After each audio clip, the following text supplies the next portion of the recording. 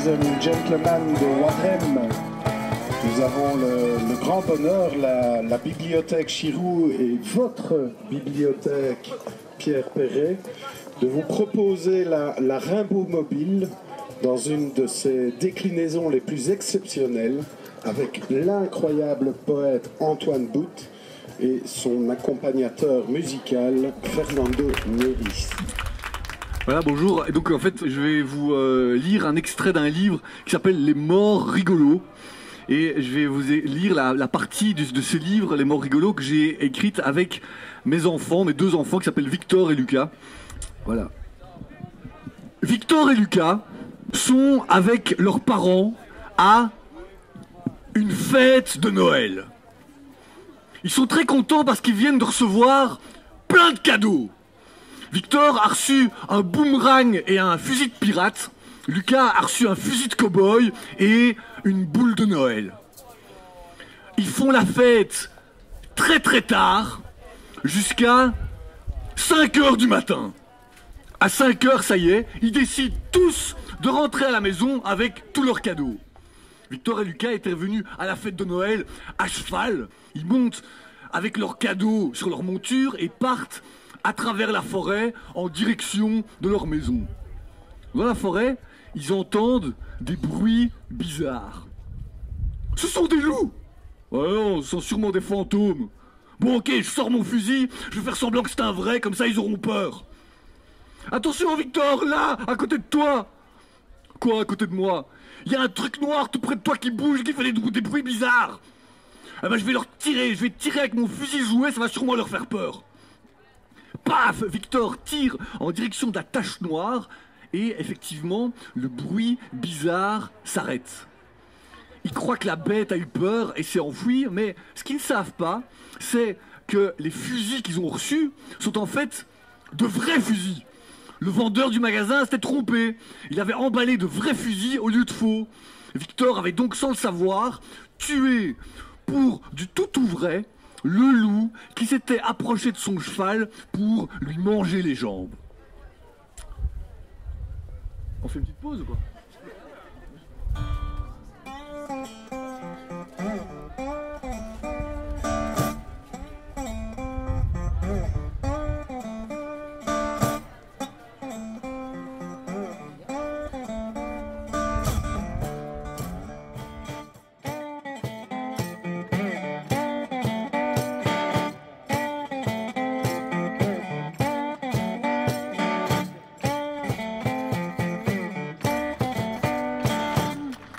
Dans les premières pages, on voit un mec se promener dans la forêt avec son chien.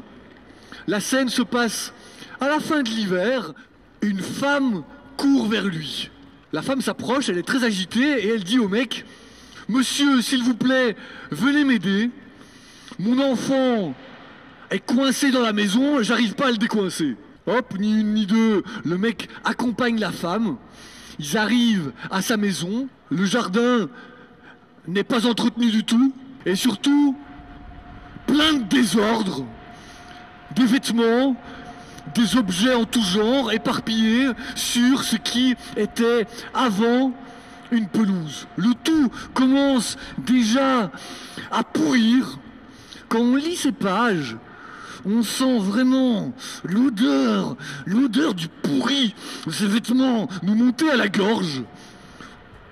La femme s'excuse du désordre et ouvre la porte de la maison et fait rentrer le mec. À l'intérieur aussi, plein de désordre, c'est très impressionnant. La femme s'excuse encore et explique que son enfant est coincé en haut, dans le grenier, dans une armoire qu'elle n'arrive pas à ouvrir. Il monte des étages, et encore des étages, et encore des étages. Il y a des vêtements et des objets qui traînent dans les escaliers. Après plusieurs volets d'escalier, ils arrivent enfin dans le grenier.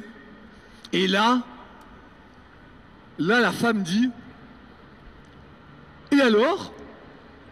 Où est mon enfant? Où est l'armoire ?» En effet, le grenier est quasiment vide. On ne voit rien, pas d'armoire, pas d'enfant, rien. Allez, une petite pause musicale.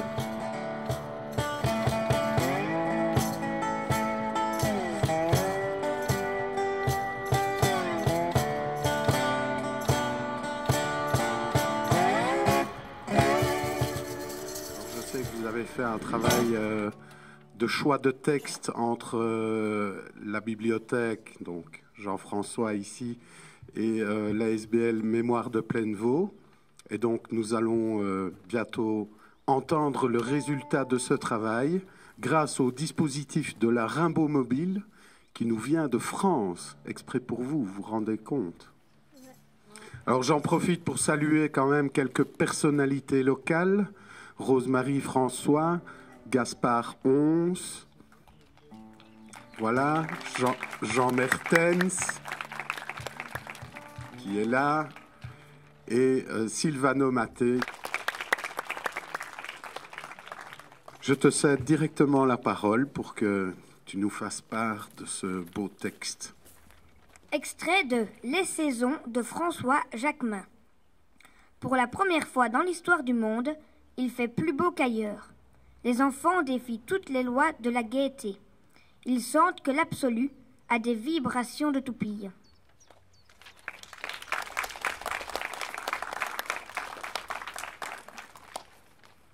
Extrait de Petite prose matinale de Gaspard Ons. Le petit ruisseau entre dans la cuisine. Il quitte le monde végétal, il bat de l'aile, il réchauffe ses pattes, il laisse derrière lui le ricanement des bêtes. Le petit ruisseau prend place à ma table. Il voudrait être un courant d'air, le chant du frigidaire ou la forme du porte-savon. Il voudrait demeurer dans une cuisine banale. Le petit ruisseau n'est plus le petit ruisseau. Il rêve à un café crème, il désire être ce café crème qui l'attend.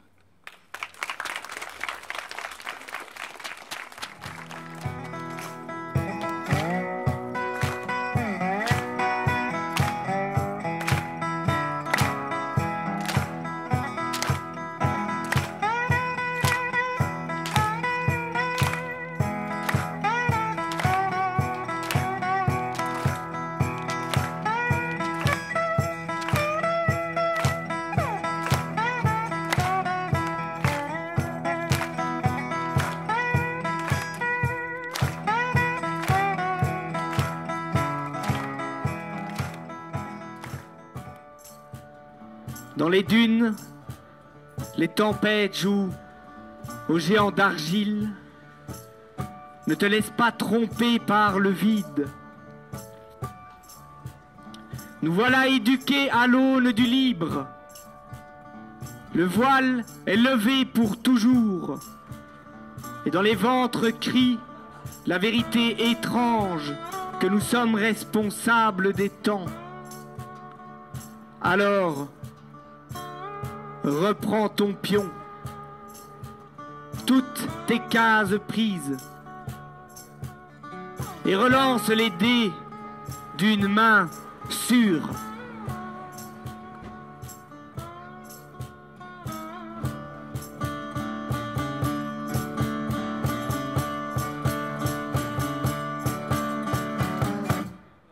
Je répète, le vol des colombes n'est pas du vol. Je répète, veuillez saisir tout objet contondant à votre portée. Je répète, la convivialité a sa place à la table des nations. Je répète, notre contrôle est total, total. Je répète, l'enfant roi est mort. Vive l'enfant roi.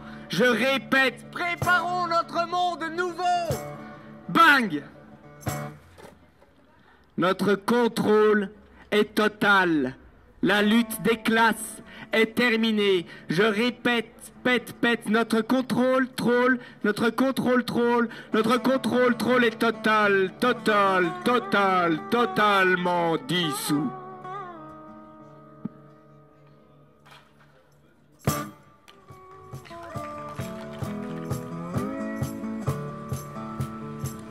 En voiture, je croise, peu après le rond-point de la rue de Campine, une amante d'antan. À son bras accroché, un gamin de 6 ans. Il traverse le passage clouté devant ma Volkswagen. Je lui adresse un signe et elle m'ignore ostensiblement. C'est la fin d'une époque. Quand une femme aimée, il y a quelques années, fait un mercredi à midi la sortie des écoles, c'est qu'on a tous les deux vieilli. Mieux vaut se rendre à l'évidence et ne pas oublier de passer prendre la gamine à la garderie.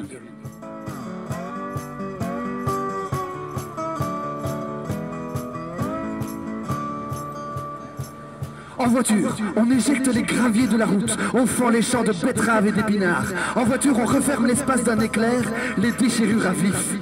Entre lopins de terre, en voiture, on file avec l'envie de mettre pied au sol et de plonger la main dans le sexe vaseux des champs de betteraves et d'épinards. En voiture, on pense à celle qui attend à la maison, qui veille, on presse la pédale pour se rapprocher d'elle.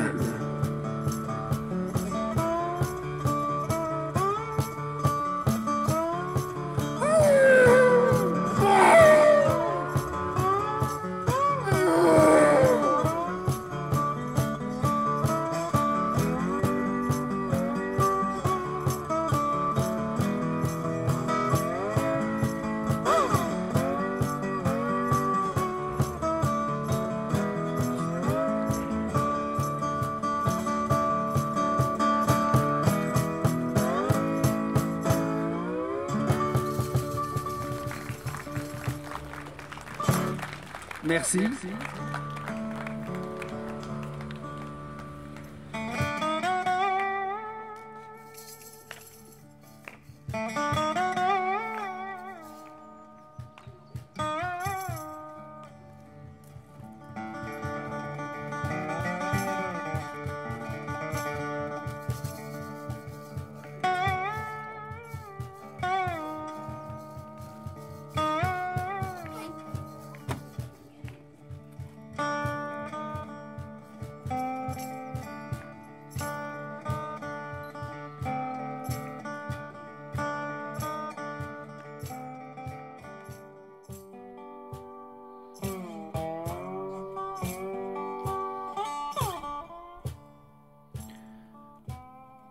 J'accueille en moi ce visage fardé. Mon manteau s'abat, mon manteau le retient dans la précarité d'une poche intérieure. Et puis, la bruine frappe à mon épaule, recherche le visage fardé de cette fille dans la liquidité d'une poche intérieure. Et la bruine en cherchant perce tout, ma compagnie m'éguêtre, mon intimité, et la bruine en léchant gerce tout, le visage, les lèvres, et je me porte mal, comme les jours chagrins. Lorsque soudain, on frappe à mon épaule.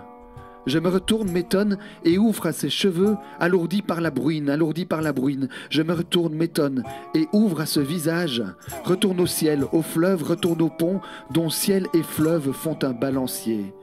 Je mire dans l'eau ce visage de fille, je mire dans l'air mon visage de fille, et je tombe, et je tombe. Je vais du pont au ciel, je vais du ciel au fleuve, de tous côtés. Et la bruine minime alimente un chagrin qui, toujours, me perce de part en part. Perce le bras, l'étoffe, perce le ciel, le fleuve, perce le pont, le fleuve, perce le ciel, qui lentement descend jusqu'à briser le pont, jusqu'à braiser le fleuve, jusqu'à broyer la fleur de ce visage inondé qui soudain me frappe, de ce soudain de lumière après lequel je cours, que je suis, que je fends, que je retiens, de ce visage de femme aux cheveux métissés de bruine, métissés de sommeil, aux cheveux métissés de bruine, ensommeillé soleil.